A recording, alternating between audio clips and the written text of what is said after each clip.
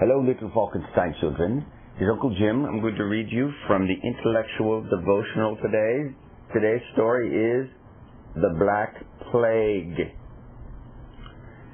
The plague, or Black Death, killed 1/3 of Europe's population between 1347 and 1350. That's 3 years.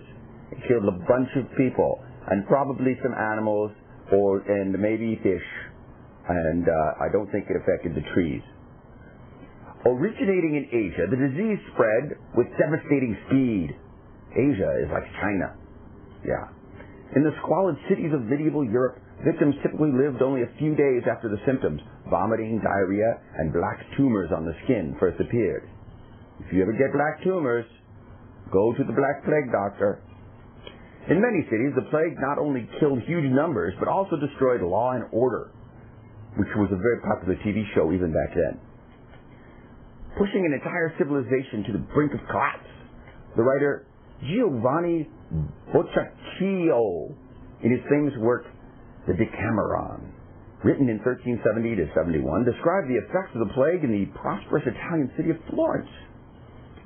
In this suffering and misery of our city, the authority of human and divine laws almost disappeared. For, like other men, the ministers and the executioners of the law were all dead or sick or shut up with their families, so that no duties were carried out. That means nobody went to work. So everyone just ran around and did what they want. No policemen, no firemen. It was very sad. You couldn't go to the bank, and the toy stores were all closed, I'm pretty sure. Every man was therefore able to do as he pleased. Ooh, that sounds good.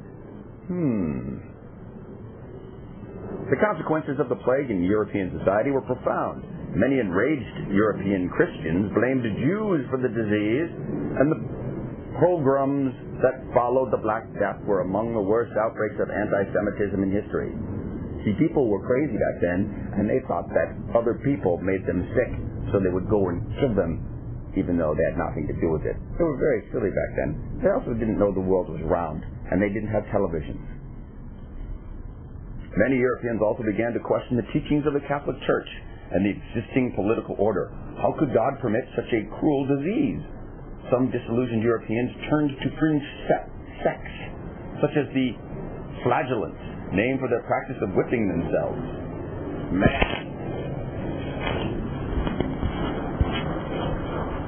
I would not join a group of religious people who hit themselves. That seems pretty stupid. You have your brothers to beat on you for you. You don't need them to hit yourself, right? Respect for the church as a result declined. According to many historians, the plague destroyed the old feudal order of the Middle Ages and cleared the way for the Renaissance. Renaissance is when people played silly music and danced around in funny costumes. It was very fun. They ate meat and said huzzah a lot. There were queens and they had fights with jousting. It was very fun, actually. It turned into a good deal. Scientists continue to debate the cause of the Black Death. The leading candidates of bubonic plague still exist, but will be treated early with antibiotics. So you can't get it anymore. It's like if you take a pill and you're all better.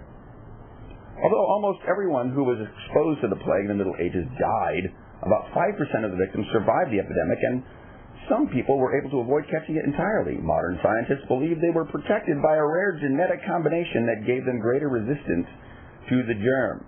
That means everyone who lived had superpowers, which means you are descendants of superheroes. And we all know that. After the Black Death, it took 4 centuries for Europe's population to rebound to its pre-1347 levels. So it took 300 years for everybody who was dead to come back to life. I think that's what that means. All right, that's your devotional for today. This is Uncle Jim saying, see you next time. Bye.